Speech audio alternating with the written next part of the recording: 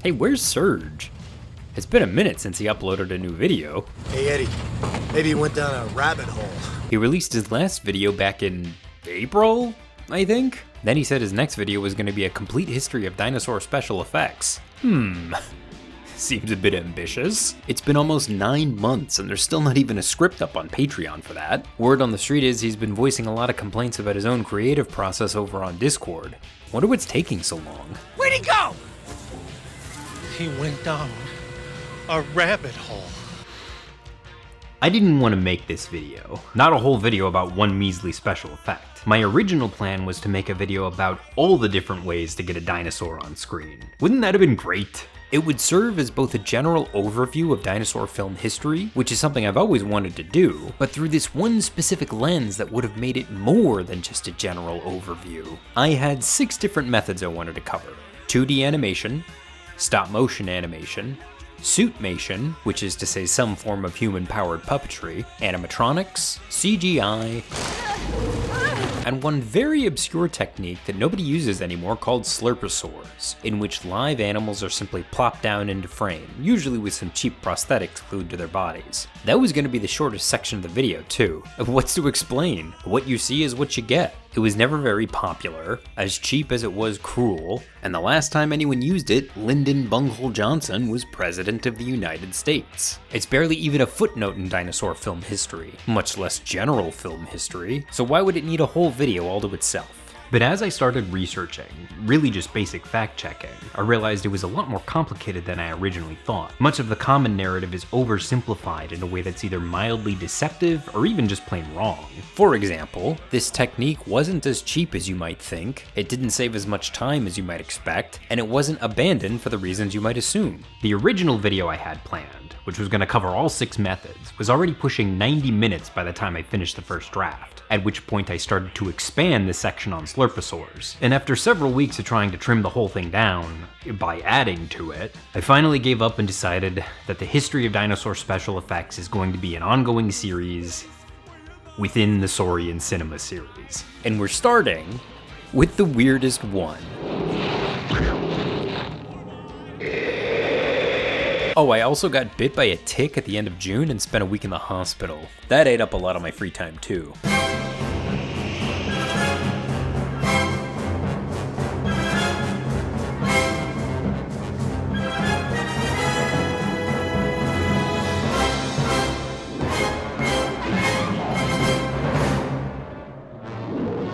It resembles the Tyrannosaurus rex of Earth's prehistoric age. Tyrannosaurus rex. King Dinosaur. This? What'd you think you were going to document? What'd you think you were going to see? Animals. Maybe, big iguanas. Part 1. I bet when you woke up this morning you weren't planning on adding the word Slurposaur to your vocabulary. There's a quote that I've seen attributed to James Cameron that goes, "Cinema itself is a special effect, because the movies don't really move. What we see is really a series of still photographs flashed so quickly that the eye knits them together into a single moving image." But as it turns out, James Cameron never actually said that. It was the narrator of a Nova documentary about the special effects of Titanic. Cinema itself is a special effect, because the movies don't really move. What we see is really a series of still photographs flashed so quickly that the eye knits them together into a single moving image. Anyway, my point is, if cinema itself is a special effect, then dinosaurs are a fitting subject for film because they too are necessarily a special effect. We don't have any non-avian dinosaurs to put in front of the camera anymore, so whenever a filmmaker sets out to make a dinosaur film, the first thing they have to do is figure out how to get them on screen. Each of the 6 techniques I mentioned earlier have their own unique strengths and weaknesses. Stop-motion animation is incredibly time-consuming, but consistently provided the best results of the pre-digital era. Building a suit is a lot faster than animation, but the results can be underwhelming. CGI has incredible potential in literally every single project it's used, but if you start cutting corners, you could be responsible for some of the worst results of the whole genre. Then there's Slurposaurs. What if you just plop a living animal down into frame? I mean, I can sort of see the appeal, even on just a conceptual level. Animal footage is compelling, that's why we have so many nature documentaries. And why spend months of effort and thousands of dollars building a suit or animating a model when you know nothing's gonna look half as good as what evolution's already spent hundreds of millions of years to derive? Oh, people aren't impressed by your dime store iguana? Why not glue a sail to its back? Or a frill to its head? Or horns to its face? That was the thinking, anyway. Part 2.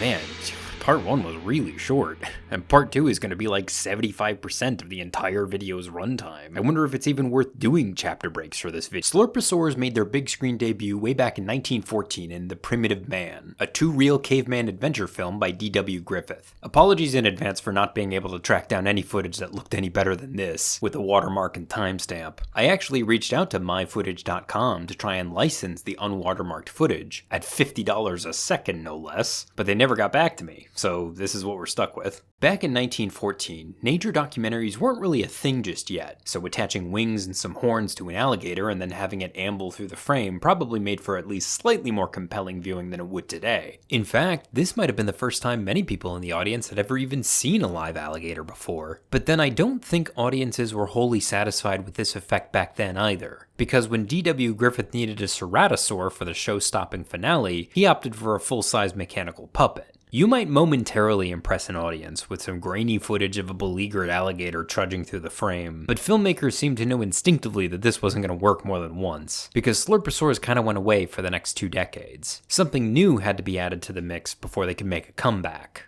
In 1925, Willis O'Brien's stop-motion animated Dinosaurs of the Lost World became a worldwide hit. I know they might have aged a bit by modern standards, but in terms of technological progress, this was the leap from sparklers to Sputnik. Stop-motion animation suddenly became the gold standard. You couldn't get anywhere near these results with any other VFX technique, although you needed substantial time and technical know-how in order to get them done. In fact, you needed so much time and technical know-how that nobody actually attempted another feature-length stop-motion dinosaur film for the next 8 years. And when someone finally did, it was Willis O'Brien again. Thankfully, this film was an even bigger hit. It's been widely reported that King Kong earned $10 million at the box office. And not to downplay its success, but that number includes all subsequent re-releases, so it's a bit deceptive. Just because the Google AI summary says it's 10 million doesn't make it true. It's hard to find 2 primary sources that report the same exact figure, but the most common corroborated number is somewhere in the area of 2.4 million domestic.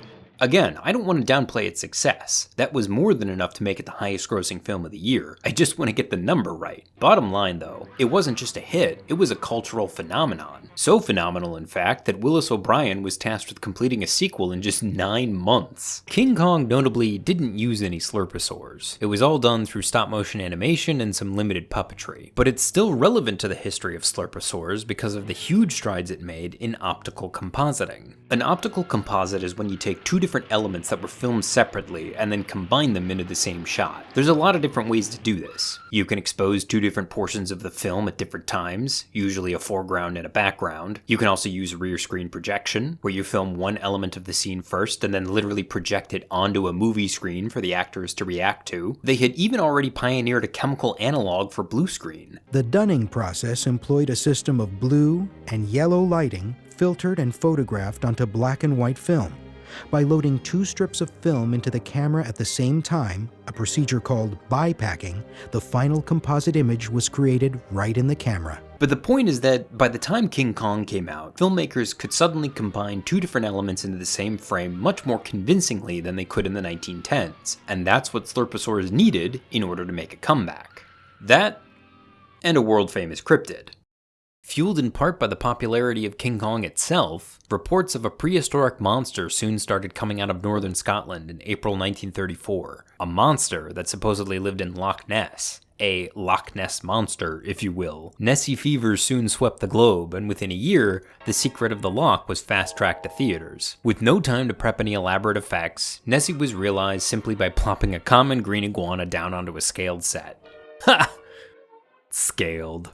If you've seen my video on cryptid cinema, you'll know I actually think this film is pretty fun, but not because of the monster. It's little more than a placeholder for the audience's imagination, something to cut to between reaction shots. But the effect here is far more convincing than it was in brute force, thanks in large part to advances in optical compositing. See, by that point in time, filmmakers could take 2 different shots, say one of an actor on set and another of an iguana sitting on a miniature, and by combining them in post-production, they could suddenly make the iguana look really, really big.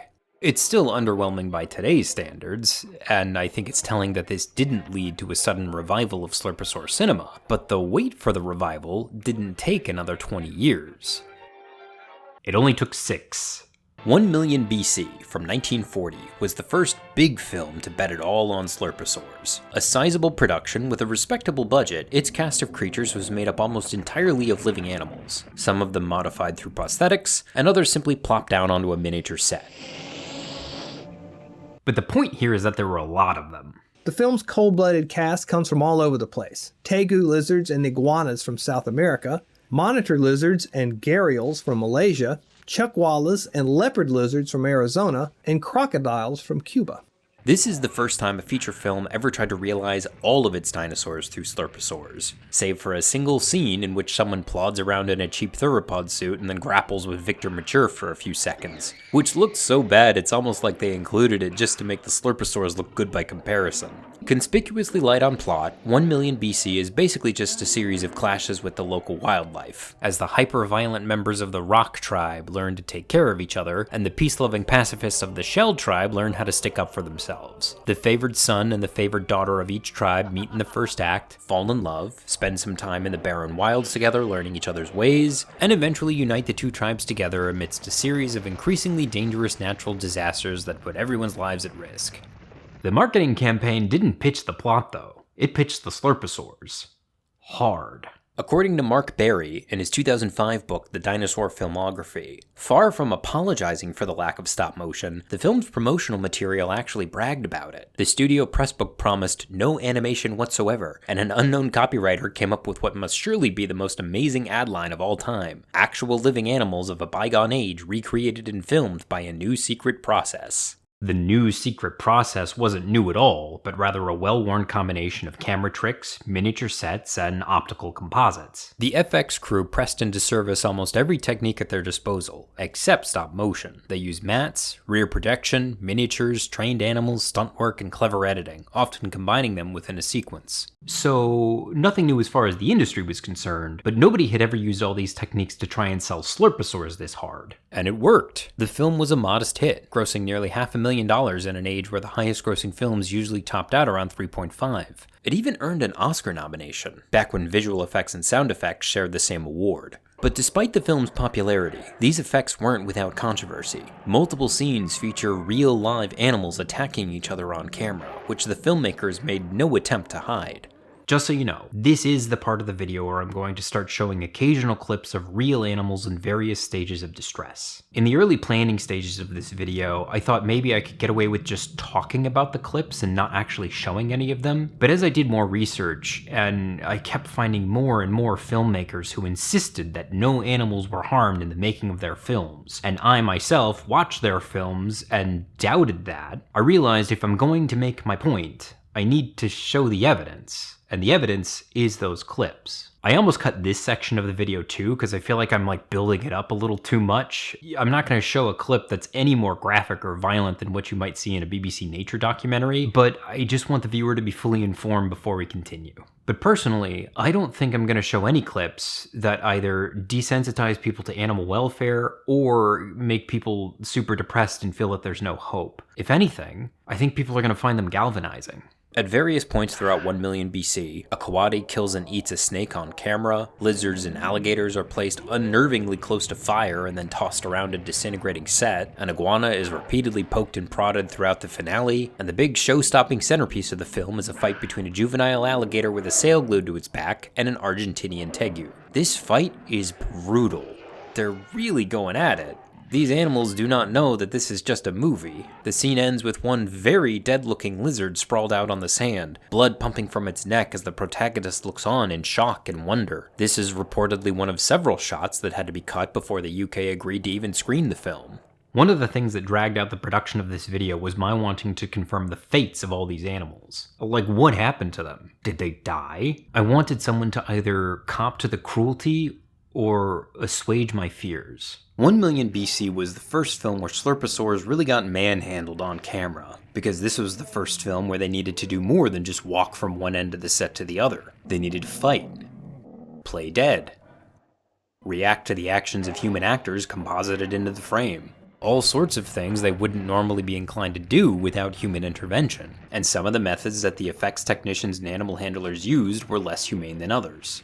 Mark Barry relates several of them in the Dinosaur filmography. Filmmaker Don Glutt relates a disquieting tale personally told to him by special effects supervisor Roy Seawright, involving reptiles being deprived of food and given electric shocks to stimulate suitably dramatic and aggressive behavior. First-hand accounts such as this make it difficult to place much stock in the studio's assurances that no cruelty was involved in the filming of the dinosaur sequences, and British officials would not allow the film to be released in England until some of the more savage scenes were cut. Now, special effects technicians do have a lot of tricks up their sleeves. It's certainly possible that this Tegu was merely sedated or even simply cooled in order to keep its stock still for the death shots. It even looks like it's still breathing at the end there, but I don't know. I want specifics. Ideally, confirmation. I know it won't make a difference, not all these years later. It's not a question of whether these filmmakers should keep working, because almost all of them have passed away by now, or even whether these methods should still be used, because they're not anymore. It's not even a question of whether or not we should still be watching this film. Whether or not you want to watch is completely up to you. Most people don't watch it because it's just kind of boring, and that's as good a reason as any as far as I'm concerned. And yet for whatever reason, I still felt compelled to find out as much as I could about how these films were made and how the animals fared. And yet the more I looked for confirmation, the less I seemed to find. This was way before the days of making of documentaries. Studios usually tried to keep their methods top secret back then. RKO went so far as to run full-blown disinformation campaigns for King Kong. The information that was released to the public was completely wrong. Like a man in a gorilla suit crawling up the side of the building, Fay Ray being cut out and put in the hand frame by frame. None of these things were the way they actually did it. One telling detail is that, in all the research I did for this video, I only found a single behind-the-scenes photograph of a Slurposaur in action, and it's not for any specific film. The caption says it's just a test shot. Wouldn't even know if this photo was ever meant for publication. It could have been taken by the effects technician herself, and only printed later in somebody's memoir. Other film historians didn't seem to know much more than I did. The historian on the Blu-ray commentary didn't even seem interested in animal welfare. Not long after 1 Million BC opened, Seawright was elected to the Hermosa Beach Town Council. Mark Barry was more concerned about animal welfare than most of the scholars who write about this stuff, but even his findings were disappointingly vague. It seems certain that the 1 million animals, reptiles especially, were subjected to some inhumane treatment. Still, one United Artists exec adamantly maintained that director Hal Roach was in possession of certificates from the American Motion Picture Society for the Prevention of Cruelty to Animals to back up his claim. Well, I can confirm, just from the film itself, that cruelty to animals absolutely took place. So if the ASPCA really did certify the production, then they were acting as little more than a reputation laundering service. I found one biography of actress Carol Landis that claimed this was the film that inspired the ASPCA to permanently ban almost everything that was done to the animals. But I personally have my doubts. Because if the ASPCA really did ban these practices, then why did the mistreatment of Slurposaurs continue for decades? You'd think the ASPCA website would clear some of this up for us, but when I checked, turns out they don't even have a movie certification process. Or at least, they don't mention one on their website. It's the American Humane Society that issues those no animals were harmed in the making of this film certifications, and they only started doing that in 1972.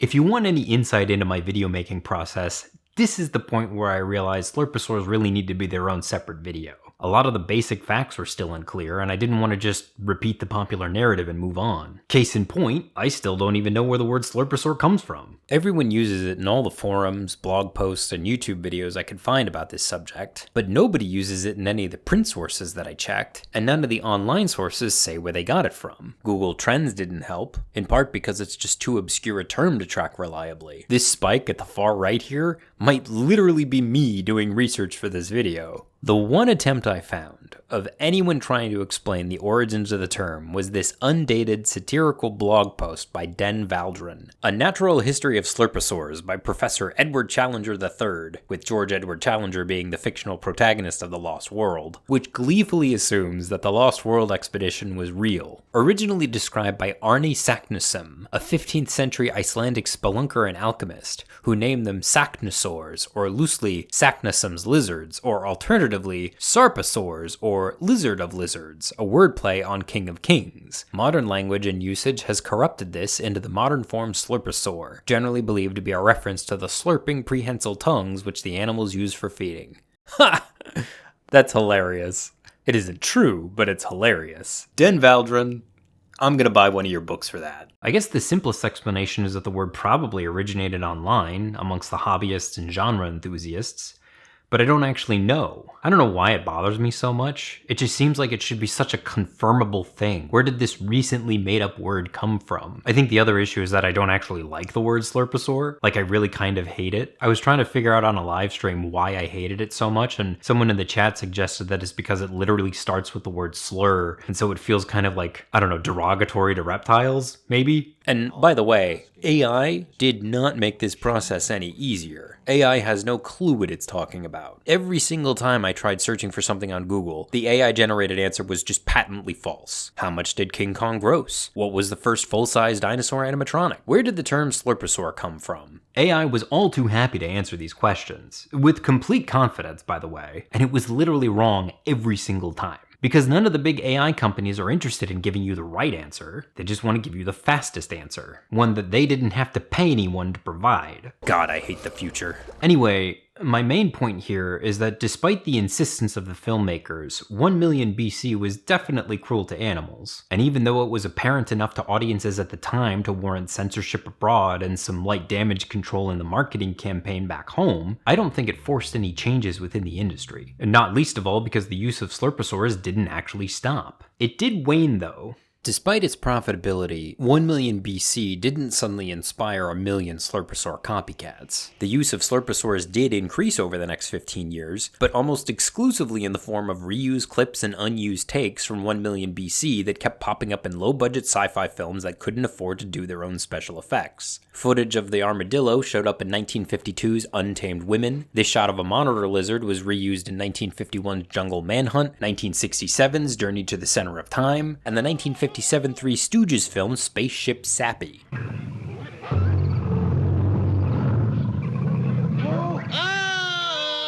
The alligator tegu fight showed up in 1950's Two Lost Worlds, then again in Jungle Manhunt, then again in 1953's Robot Monster.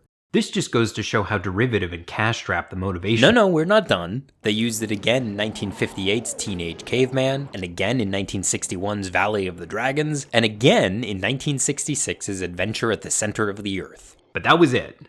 I guess the sixth time was the charm. This just goes to show how derivative and cash-strapped... Nah, I'm just kidding. It showed up again in 1967's Island of the Dinosaurs, bringing the grand total to 7. And that's just the 7 I could find. But that was it. Like Scout's honor, may he strike me down as I'm standing here. And I was almost killed by a tick bite this summer. I would not joke about that. And even if there were more clips to find, nobody needs me to catalog every single instance like that. Like, that's not why you tuned in, that's not why you're still watching. I think I've made my point. This just goes to show how derivative and cash-strapped the motivations were. No, I'm just kidding. The alligator tegu fight was reused again in 1970's Horror of the Blood Monsters. There are unholy cravings. Don't come to see Horror of the Blood Monsters alone. Bring a friend. I'm sorry. I have a bit of a completionist streak in me. In the interest of moving on, what I can say truthfully, without further ado, is that this was not the last time someone reused clips from 1 million BC. Okay? This just goes to show how derivative and cash-strapped the motivations were behind this particular method.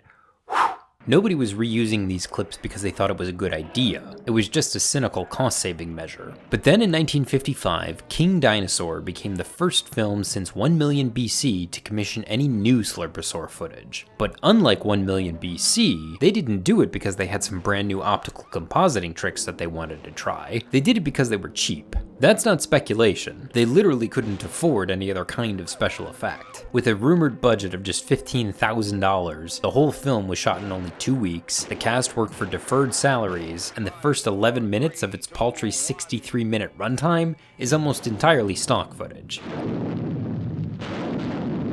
There were 0 sets. It was shot entirely on location in Big Bear, California, and in local parks around LA. This might not even be a true optical composite right here. I think they might have literally just placed a toy rocket close to the camera and then lined it up with a ladder in the background. And while there is a fair bit of brand new Slurposaur footage in the back half of the film, you better believe a few clips from 1 million BC made it in there too.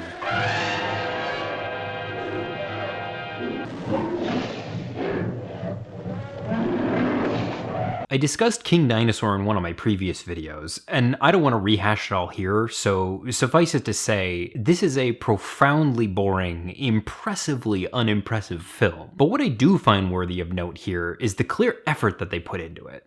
Mark Berry makes the same observation in his book. While pointing out the massive shortcomings of films like King Dinosaur, it's easy to forget that people, some anyway, did put forth honest efforts under very limiting circumstances. Like, they weren't trying to make a bad film. They were just broke. One sympathizes. See, when 1 million BC came out in 1940, Slurposaurs still represented a sizable financial investment, when extensive optical compositing meant that you still needed a decent budget in order to make them work. But by 1955, optical compositing was cheap enough that Slurposaurs were suddenly the cheapest option, like unequivocally. By the 1950s, film technology had finally advanced to the point where Slurposaurs actually saved you a little bit of time and money. But what about animal welfare? Had animal husbandry improved in the intervening 15 years? You might have noticed that none of these Slurposaurs were modified by prosthetics. Mark Berry of the Dinosaur filmography noticed that too, perhaps accepting the fact that modern reptiles will not look like dinosaurs no matter what you add to them, or perhaps just to save time and money, the filmmakers omitted the back fins and neck frills and just let the animals be themselves.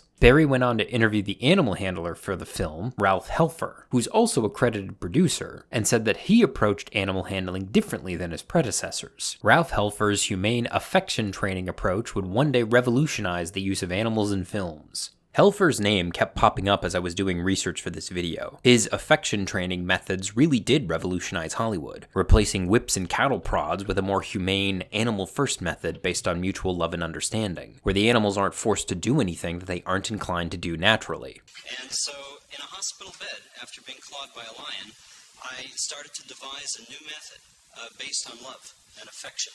Helfer saw massive success throughout the 60s, 70s, and 80s with all kinds of animals. Lions, bears, bulls, elephants, orangutans, chimps, lizards, snakes. Although reptiles aren't nearly so accommodating as mammals. Helfer is quick to point out that cold-blooded reptiles do not make the most dynamic actors. What you have to do is work with their natural behaviors, he explained. There are things that we can do that they would do naturally, but you can't put anything artificial or commercial within the reptile. They're not going to take orders. He's going to do what he does, and then we have to make that work for the scene. Sometimes when you had an animal, they would build a script around it rather than the other way around.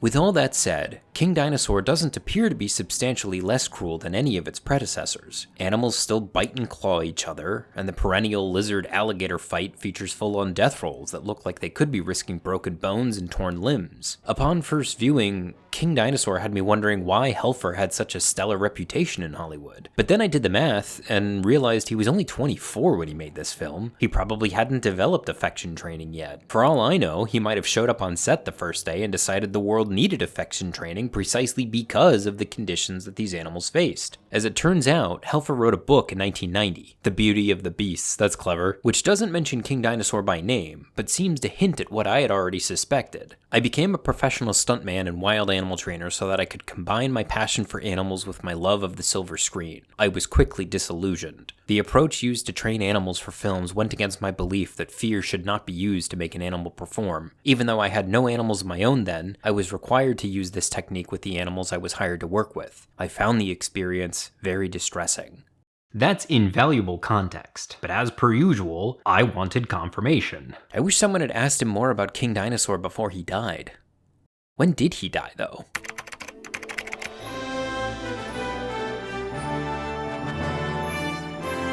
He's alive! The dog's alive!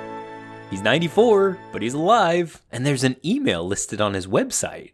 I forwarded a set of questions to Helfer about his work on King Dinosaur, and to my great surprise and delight, He actually sent me a few brief responses to every single one. Apparently he's writing a new book right now, so he didn't have a ton of time to go into too much detail, but for the record, I am still incredibly appreciative of his time and his willingness to talk to me about his involvement in a 70-year-old film. The first thing he confirmed was that he did indeed have no experience when he made King Dinosaur, and definitely hadn't developed affection training yet. He simply knew from an early age that he wanted to combine his love for animals and filmmaking, and this was one of his first opportunities to do that. I asked if there were any formal animal welfare policies on movie sets at the time, and he said no, there were no restrictions whatsoever. As such, there were no safeguards put in place to protect the animals besides what he could do personally on set to keep them from hurting each other. Given his later contributions to the field of animal husbandry, I can appreciate his honesty here. His 2-word review of the finished film was not good, which I find very endearing, and he also confirmed that the affection training method that he would later develop does work on reptiles, although he doesn't find it as personally rewarding to work with them as he does with mammals. All that is to say that while King Dinosaur may not have done much to revamp the use of Slurposaurs, I'm glad that there was someone on set who recognized that the industry needed to do better. The Land Unknown from 1957 depicts most of its dinosaurs with either suits or puppets, but there were a few Slurposaurs too, including one short scene, really just a couple of shots, in which 2 monitor lizards fight. There's not much to it, a little more than filler to pad the runtime, and as far as technique is concerned, it's nothing we haven't seen before. 2 lizards fighting on a scaled set with a shot of the actors hastily composited into the corner. Those were real monitor lizards, about 8 or 9 feet long. They were handled by a guy by the name of Jimmy Donaldson, who was probably one of the best animal trainers alive at that time. He was a friend of mine. He brought these things in, and boy, he could handle them like crazy. Those lizards are worse than alligators, but he would walk out on that miniature set and pick them up by the tail. These things would be snapping at him, and he'd just throw them on top of each other. It scared me to watch him. As soon as I heard his name, I wanted to find out more about this Donaldson guy. Maybe he came up with a safer way to handle the animals. But unlike Ralph Helfer, I didn't find so much information about him or his methods. Wikipedia says he wrote 2 books, but they were both published before he became a professional animal handler for Hollywood, and they sound more like travelogues than actual animal handling guides. And there's only so many out-of-print ethnology texts that I can track down and read before this video is supposed to come out. And Mark Berry concludes his section on the Land Unknown with a kind of grim optimism. One hopes that the apparent savagery was achieved entirely through Donaldson's expertise and cinematic illusion, and nothing more unpleasant. Personally, I'm not holding my breath. It's probably worth mentioning that there were several non-dinosaur Slurposaur films throughout the 1950s. In fact, this was probably the Slurposaur heyday, if ever there was such a thing, with Tarantula, Earth vs. the Spider, the Giant Gila Monster, and Beginning of the End being some of the most popular. But for the purposes of this video, I'm only focusing on the Slurposaurs that were specifically meant to represent dinosaurs. It's not that the other films don't matter, or aren't relevant to this discussion, but the animals in those films weren't really required to do much compared to their reptilian cohorts, and most of what literature we have on Slurposaurs is about the dinosaur films anyway, including 2 of the last films to ever use them. In 1959, Journey to the Center of the Earth became an unexpected hit.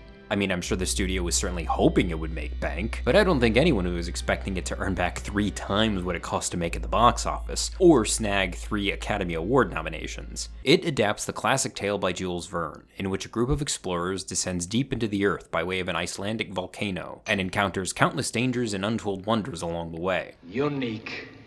Inexplicable.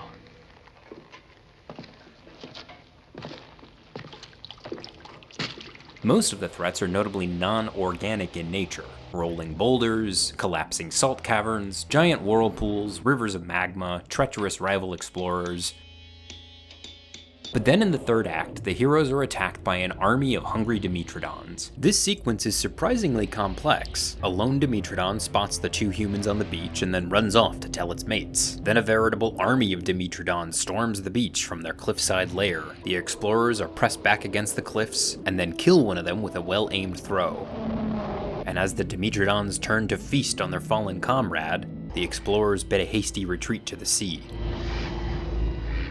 These effects were done by industry veteran L.B. Abbott, who was notably not an animal trainer, but rather an effects technician and cinematographer. And yet he was one of the first people to ever write a book about working with Slurposaurs. Published in 1984, just a year before his death, Special Effects, Wire Tape, and Rubber Band Style describes what it was like to work with Slurposaurs in greater detail than any other primary source I could find. I think he's worth quoting at length, since this is as much detail as anyone ever wrote. These monsters were rhinoceros iguanas from Haiti. The prop miniature department made wire armatures in the shape of a spined sail. They covered the armature with 3/8 inch foam rubber, which can be shaped and glued together easily. At the bottom of the foam rubber, they added a strip of some very thin but strong cloth about 1.5 inches wide. This made it possible to glue the sail to the iguana's back without revealing the joint. We had 24 iguanas, and of course, they all varied somewhat in size. Because of this, each sail had to be custom made for each particular iguana. After the sails were made, they were fastened to the iguana's backs using rubber cement on the cloth skirts and the iguanas. When each animal was dressed, the painter went to work and blended the costume so that it appeared to be part of the iguana, which then resembled a prehistoric monster from the Permian period, described in the picture as a Dimetrodon. Okay, so my main takeaway here is that dressing these things up to look like prehistoric monsters was actually pretty difficult. Most people assume that adding prosthetics to a lizard was sort of a slapdash process, but it sounds to me like they actually did it with a lot of skill and attention to detail. Like, it's an absurd mission, but they tried to accomplish that mission about as diligently as one could. The effects workers tasked with making these iguanas look like Dimetrodons did their damnedest to make that happen. But getting these guys to look like prehistoric monsters wasn't the only challenge. Getting them to act like it was even harder. How do you get an iguana to start moving when the director calls action? To hit a mark? To turn and roar? Abbott says they tried setting off firecrackers and prodding the iguanas in order to make them move, but nothing that simple worked consistently, so they actually had to come up with a surprisingly complex procedure. We would place the animal on its start mark, focus an arc light on the base of the tail, keep a close observation, and when the iguana started to pant, we'd kill the arc and start the camera. Occasionally, our actors would make 2 or 3 slow steps, but most of the time it would fly away. This caused the consumption of a great deal more film than we had anticipated originally. Keep in mind, this is just to get an iguana to move. If you needed them to do anything more specific, like jam their faces into the corpse of a fallen comrade, you literally had to pick them up and make them move yourself. The animal handlers would hold 2 or 3 iguanas and jab their noses into the carcass. After a few jabs, the iguanas would grab the carcass with their teeth. At the same time, the handlers would manipulate the animal to make it appear to be attempting to wrest away some flesh. It should be noted that iguanas are vegetarians. By reversing the direction of the film optically, the animals appeared to be charging the carcass when the handler jerked them away. These scenes were all shot from close angles to avoid showing the handlers. If you're wondering how they achieved the illusion of having a javelin thrown into one of the iguana's mouths, they did it by firing a homemade dart from a blowgun into one of the iguana's mouths. Abbott then says the dead Dimetrodon was played by a real dead iguana that had died earlier and had been placed in a freezer for later use in this scene. Now, it took me a long time to reach this point, but over time, I've kind of decided I'm not going to hold it against films, and especially older films, for using already dead animals as props. Otherwise, like, you can't shoot a scene with a burger in it. But Abbott doesn't say how this iguana died. Like, his language suggests that it died of natural causes, and then they just put it in the freezer until the day of the shoot. But I worry that if they had needed a dead iguana on the day and didn't already have one in the freezer, they would have made it work no matter what, if you know what I mean. I'm not saying that's what they did. Man, he really is a dead ringer for Chris Nolan, isn't he? I'm just saying, even with a source this detailed, there are still some ambiguities that I wish we could clear up. There's a second sequence near the end of the film, less technically complex but still worth mentioning, in which a giant lava lizard wakes up and basically just sticks its tongue out at the heroes before it gets buried in lava. Not real lava, by the way. But as it wakes up at the beginning of the sequence, it changes color from its natural gray to a fiery red. According to Abbott, they did this by cooling the lizard to 40 degrees Fahrenheit, at which point it became immobile. Then we could shoot some footage of it in its original color, repaint it, shoot it in the new color, and then dissolve from the first to the second shot. This is all low rent, but suitably convincing stuff. It's a well done effect. All I can say is I hope they use non-toxic paint.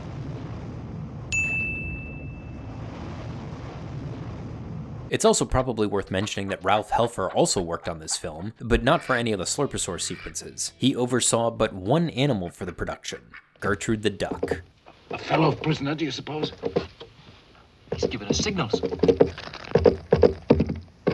It's a code. Gertrude was actually played by 4 Muscovy eider-duck hybrids, and apparently they all loved their time on set. The duck's going, "We're not coming." Well, there's going to be an enormous fuck-off flood. So? What's the big problem? The Slurposaur swan song came just 1 year later in 1960, with a star-studded remake of The Lost World, George Edward Challenger's Lost World, which went on to become another modest hit. I couldn't find a complete box office breakdown anywhere, but its reported budget was $1.5 million and it made $2.5 million in North America alone. The cast includes some seriously famous names, including Claude Rains, Michael Rennie, and Jill St. John, who went on to become the first American Bond girl. And even though the action sequences are, a little underwhelming by today's standards, enough stuff keeps happening to keep it imminently watchable. This film features the most extensive use of Slurposaurs since 1 million BC, and almost all of them modified by prosthetics. Our imperialist heroes are confronted at various points throughout the film by horned iguanas, frilled monitor lizards, sail-backed alligators, and they even take home a spiky-headed gecko as proof of their discovery, identified by Professor Challenger as a baby T-Rex. Tyrannosaurus Rex! Ha! Willis O'Brien, the famous stop-motion animator for The Lost World and King Kong, was hired early in pre-production to do the special effects. Most sources say that director Irwin Allen was then tragically forced to switch from stop-motion to Slurposaurs when his budget got cut by the studio. But according to Mark Barry, who checked even more primary sources than I did, the plan was to use Slurposaurs the whole time. That stop motion was never even considered. The main reason for Irwin Allen's refusal to consider stop-motion animation dated back to the dinosaur sequence in The Animal World. Though impressed with the quality of Ray Harryhausen's work, he had been very frustrated by the time-intensive nature of animation. The process was just agonizing, Allen recalled, getting back the footage in little pieces over weeks and weeks. Besides, Journey to the Center of the Earth had used live lizards and had been a hit, so why get off a winner? That was the thinking anyway. So if the plan was to use Slurposaurs the whole time, why did they hire a famous stop-motion animator for the effects? Good question. Willis O'Brien, age 74, was thrilled to taste the possibility of one more top-of-the-line production, only to be utterly dismayed by Allen's decision. They claimed that the live technique looks smoother, that animation is jerky, O'Brien would later say. They felt it would take too long to animate. I don't agree with them. It takes quite a crew with those reptiles. And now we know he was right about that.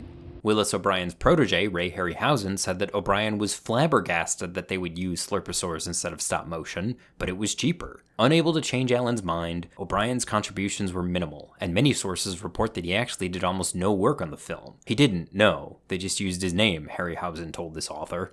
Wow, how disappointing. My impression of Irwin Allen is that, while certainly capable of good work, he didn't mind cutting corners if it meant completing a film faster or cheaper. Apparently, he insisted on adding a brand new character to the film named Jennifer Holmes, simply because Arthur Conan Doyle had written both The Lost World and Sherlock Holmes, so we figured audiences would be looking for a character named Holmes. Sure. So since Willis O'Brien knew nothing about working with Slurposaurs, L.B. Abbott was eventually brought on to do the effects. He writes extensively about the process in his book, and reveals yet another complication of working with Slurposaurs that we haven't really talked about yet: the photographic challenges. And what'll they say to this at home? Say you're a liar and a charlatan. In the face of Malone's photographs? Fakes, they'll say fakes. In order to make a 6-foot monitor lizard appear 60 feet long, you need to do more than just plop it down onto a scaled set. You also need a very specific set of camera settings and filming techniques. In order to appear convincingly large, the entire animal needs to be in focus at the same time, which means having a very large depth of focus, or depth of field. But depth of focus isn't determined by just one setting on the camera. It's a delicate balance between focal length, aperture size, and distance from the subject, which in this case is fixed at about 5 feet, owing to the size of the specially built set within the soundstage. So you've really only got 2 settings to work with: focal length and aperture size. Are you following this, Mr. Turner? The solution was to use a 6-inch anamorphic lens at an aperture of f.16. We were able to get close shots of the lizards when they were 5 feet away from the camera, and at f.16, have an acceptable depth of focus. Shooting with an aperture that small will darken the image considerably, but I guess that's what arc lights are for. But then you have another problem. If you want the Slurposaur to look like a 60-foot dinosaur instead of a 6-foot lizard, you've got to shoot everything at high speed, which is to say, in slow motion. This darkens the image even further, since the camera shutter is opening and closing about 4 times faster than normal, which means bringing in even more arc lights. Abbott says it's a good thing this was a night sequence, because even with a massive key light and supplementary arc lights, this was still as bright as they could make the shot without risking a fire. It did create other problems though. Before each take, we sprayed the set and the actor with water to produce a glistening effect, which was a visual plus. The first morning when we started shooting, I noticed that the set was beginning to steam. The problem was that the rubber sheeting on the set floor was an excellent heat absorber and would, in short time, become hot enough to cause the water to vaporize. The routine we soon had to follow was to save the lights as much as possible and add fans to keep the set below the steaming point, and learn to be patient. Obviously, such a procedure reduced our daily productivity considerably. Fortunately, the lizards, whose native habitat is in areas that reach 120 degrees Fahrenheit, seemed to enjoy the heat and acted very well. So in order to get these shots, they needed special sets, special lenses, unique photographic and lighting techniques, be willing to shoot everything in what was basically a sauna. Oh, and sometimes the lizards would just straight up attack people. On the second day of shooting, I stupidly put myself in a precarious position. I was standing close to a camera that was set up near the foreground apron. The lizard was being very cooperative as it trudged left to right through the jungle, knocking down the upside-down grapevines. When it got directly in front of the camera, it stopped to look either at the camera or me. It apparently decided that one or the other should be destroyed, and suddenly it charged us. As it lunged down the slope of the apron, I impulsively grabbed the lizard by the scruff of the neck. Luckily, my grasp was close enough to the back of the monitor's head that he couldn't turn and get his teeth into my arm. Mark Berry mentions this tendency for Slurposaurs to occasionally attack their handlers too. For Island of the Lost, Ralph Helfer had to attach a dorsal fin and neck frill to an 8-foot, 500-pound alligator, which sounds a little risky. Well, yes, Helfer admitted. We sometimes had to bind their jaws a bit so that we could work up around the face. Charles Oles personally discovered the perils of directing reptilian actors. John Brosnan reported in Movie Magic that Oles was treated 11 times for lizard bites. Personally, I would have just asked Willis O'Brien to animate the dinosaurs at this point. The big show-stomping centerpiece of The Lost World is yet another fight between a lizard and a sail-backed crocodilian, a sort of unofficial remake of the same scene from 1 million BC, except instead of one of the animals walking off the victor, this one ends with both of them tumbling into a bottomless chasm. Abbott doesn't say much about this scene in his book, ending the chapter instead with a claim that really raises more questions than it answers. However harrowing the action may appear in pictures such as The Lost World, the animals were handled with great care under the supervision of the Society for the Prevention of Cruelty to Animals. They were never harmed or placed in any danger. Here's what I'll say about that. I'm glad the safety of the animals was on Abbott's mind. I'm glad he was at least thinking about it. But I still don't trust his judgment, or the ASPCA's. The animals were still allowed to fight, so we know biting and clawing each other wasn't considered harmful, and this drop looks convincingly dangerous. If in fact it wasn't, if the animals landed safely on padded black felt carefully hidden from view by the strategic placement of lights, I would hope that L.B. Abbott would have taken my concern as a compliment. I did such a good job of making these animals look like they were really fighting that randos on the internet think I actually put them in harm's way. But then Ralph Helfer's book proves illuminating once again. In an undated story from the early days of his career, he says he once saw another animal handler force a rabbit to run full speed into a wall in order to get a specific shot, which killed the rabbit instantly, something Helfer had warned the on-set Humane Society rep about before it even happened. And after the rabbit died, he stormed back over to the ASPCA rep. Why didn't you do something? It's your job. I did all I can, he said, but we don't really have any power. The most we can do is put some money in the telephone and call the police. Well, anybody can do that, I said. Exactly. And the police would have to get authority to enter private property. By then, the crew would have moved on to another set, and the worst they'd get is a slap on the wrist or a verbal reprimand. Then I'd be out of a job, because I was the troublemaker, and at my age, jobs are hard to come by. Man, bleak stuff. No wonder Helfer decided he was going to personally ensure the safety of all of his animals. But yeah, when L.B. Abbott assures us that the ASPCA signed off on the treatment of his animals but offers no subsequent details about their actual treatment, I look at this footage, and I can't just give him the benefit of the doubt. Abbott says he kept the gecko as a pet at the end of production, which is cute. I don't doubt that he cared about the welfare of these animals on some level. He certainly didn't want any of them to come to any long-term harm. But I guess I wish he had gone into even more detail about their treatment. I feel like I'm threading a very fine needle here. I'm someone who's genuinely curious to know how these shots were done on a very detailed, technical level. Someone who understands that it took an enormous amount of time and talent just to make them look even this decent. Who also wants to know why anyone would do this to an animal.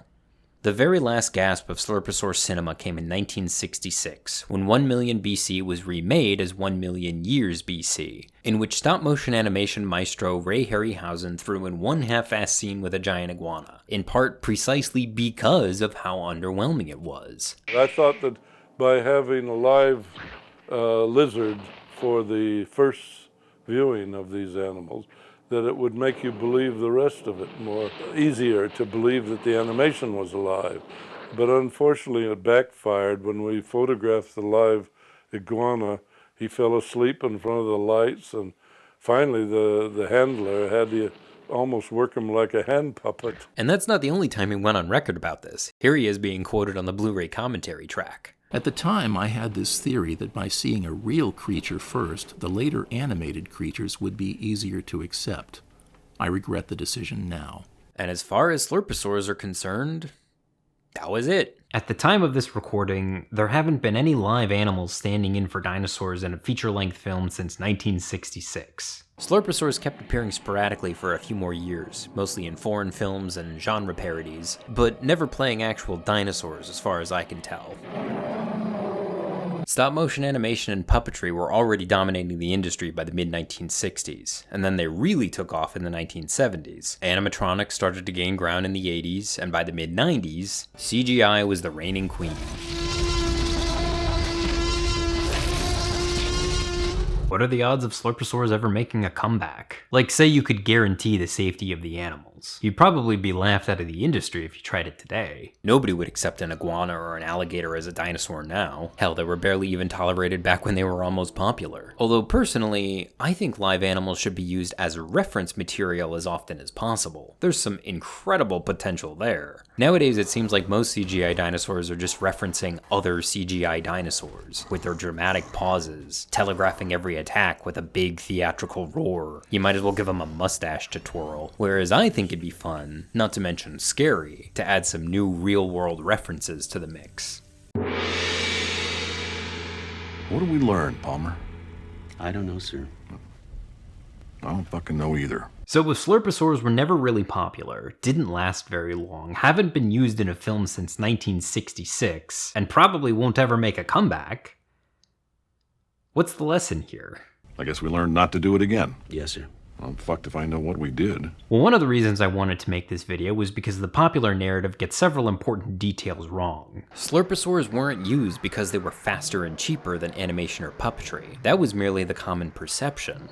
Although I certainly get why that's the common perception. It's what directors like Hal Roach and Irwin Allen themselves believed when they opted to use Slurposaurs instead of animation, because they thought it would save a bunch of time and money. But then they didn't have to film any of those Slurposaur sequences themselves. Those were filmed by the effects supervisors. As Mark Berry points out in the Dinosaur filmography, it is ironic that when dino movie makers chose live reptiles over stop-motion animation, they often claimed that the lizard method was easier, unless that is, you were the person who had to work with the critters. My main takeaway from all this research is that in seeking faster and cheaper alternatives to stop-motion animation, filmmakers simply invented a whole new set of problems with Slurposaurs, which really didn't lessen anyone's frustrations. I think what ultimately did Slurposaurs in was when directors finally realized it took so much time and effort to make them look halfway decent that they figured they might as well use a more advanced technique anyway, and at least you can get them to do more that way. In the end, all that Slurposaurs improved was the speed with which the director got the dailies. That's literally the one thing it did better, at the expense of literally every other aspect of the craft. Audiences didn't like them, they were difficult to work with, the animals themselves were frequently put in danger, and they didn't always save a ton of money. The Lost World cost twice as much as the giant behemoth whose stop-motion animation is still dropping jaws to this day. And even if there was a way to make Slurposaurs faster, cheaper, and somehow more humane than either puppetry or animation, they're still completely nonsensical as dinosaurs. We've got horned iguanas, frilled lizards, sail-backed alligators, and spiky-headed geckos standing in for apatosaurs and allosaurs. The sky here is not the limit. The limit is an audience that can't tell the difference between a tokay gecko and a tyrannosaur. And are they really the target market for a dinosaur film? What could it have been? Well, hazarding a guess, I would say we've just been visited by a fully grown specimen of Jurassic dinosaur. Of the order Sauropida, in other words, a Brontosaurus. You, sir, are insane. And you, sir, are a lunatic. Quiet. Hey, if all you wanted to do today was learn about the history and practice of Slurposaurs, you can go. I'm not going to say much more about that. This next part is mostly about me. I took my time making this video, trying to get it just right, because it gave me the opportunity to talk about a lot of different subjects that I care a lot about. I got to talk about film history, dinosaur film history no less, and also animal welfare, which I feel very strongly about. I got to talk about AI, how worthless it is for any serious research because it doesn't do any fact-checking, to say nothing of the fact that most of its content is stolen. Working on this video was a nice little reminder that it takes time to uncover the truth. And that's a good thing. I mean, truth uncovered slowly is preferable to any lie uncovered quickly, right? Right? I also got to talk about systems, how they foster cruelty under certain conditions, irrespective of the wishes of individual stakeholders. That's actually a big interest of mine. As I get older, I find I'm less and less interested in the specific individuals who perpetuate a given harm, and more interested in the systems that allow or even encourage the given harm to happen in the first place. I don't believe a few aberrant minds cause the most damage to society. It's the systems they inherit, which have no means of checking systemic abuse. This applies to everything from national governments to movie sets. This video was also good to me and for me because 2025 was a difficult year for me. I had to move to a new city at the end of 2024 with just 5 weeks notice. And it's not that I didn't have much time to prepare, it sort of felt like I was being run out of town. I didn't have a job or an apartment lined up. I wound up signing the lease on my phone from the road. Donald Trump was re-elected president 4 days after I moved in. And then I lost 2 pets. Satine the tarantula, and Aya, my dog. I started a new job just 13 days later. I kept finding her little hairs on my desk for months. Then I was hospitalized by a tick bite back in June, under full medical sedation for 5 days. Ventilator, feeding tube, the works. They had to put me on something called a Zoll machine just to keep my temperature below 105. I don't like calling it this, but my doctors say it does qualify as a near-death experience. I had a seizure, my airway collapsed, I would have died without modern medicine. And I don't think I've done a fantastic job of processing all of that. I sort of had to just push a lot of feelings aside in order to keep paying rent. This video gave me the chance to explore at least some of those feelings.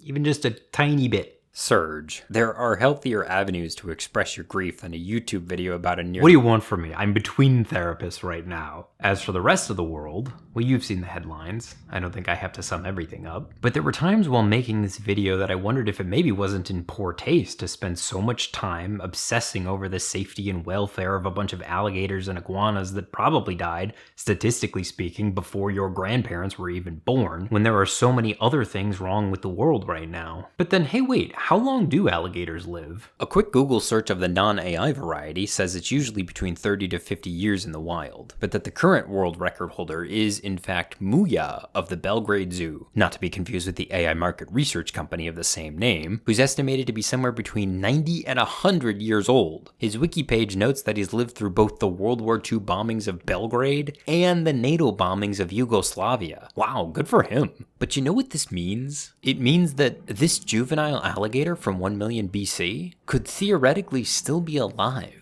I mean, it's probably not. Like 85 years would be close to another world record. But the fact that it could just sort of blows my mind. It proves this issue isn't completely academic. The stakes aren't entirely theoretical. But of course, whether or not this one particular animal is still alive isn't the only question that makes this issue relevant. It's the fact that how these animals were treated whenever they were alive matters.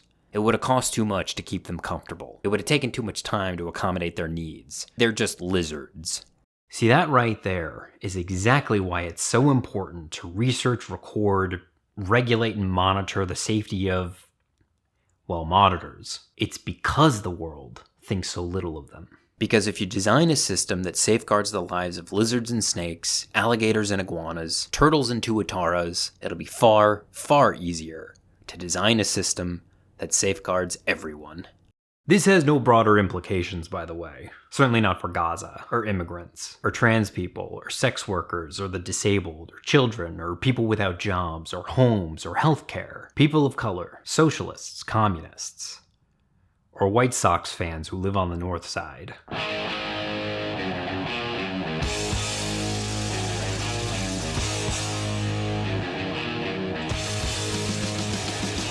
Hey, thanks for watching, everybody. This is one of the most obscure subjects I've ever made an undergraduate thesis-length video about, and it means the world to me that anyone, much less all of you, would actually watch it. So thanks sincerely for your time and attention. It really means a lot, and I like to think I don't take it for granted. But seeing as how this is like my third downer of a Saurian cinema video in a row, I think it's worth mentioning that the next several episodes of Saurian cinema are gonna get back to the fun stuff, including such illustrious topics as dinosaur children's media, the straight-to-video dinosaur film renaissance, learning from bad dinosaur films part 2, my pitch for a Dinotopia reboot, and of course, my attempt at answering the age-old question: why are cave people films so damn horny?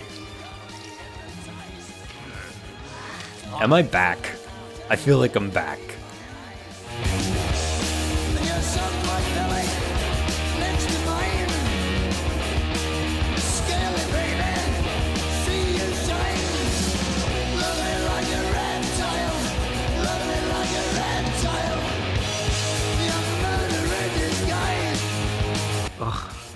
I have to show you my cat. She's been sitting next to me for the whole video. Hang on. Oh, there she is. She's so perfect. Hi, Leona. Hey, sweetie.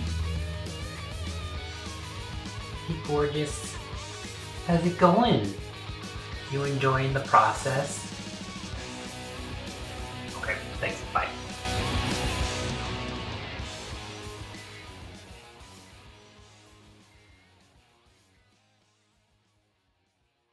Hey, wait. Did you think we were done? Clips from 1 million BC were also used in the 1969 Ed Wood scripted softcore porn parody 1 million AC/DC.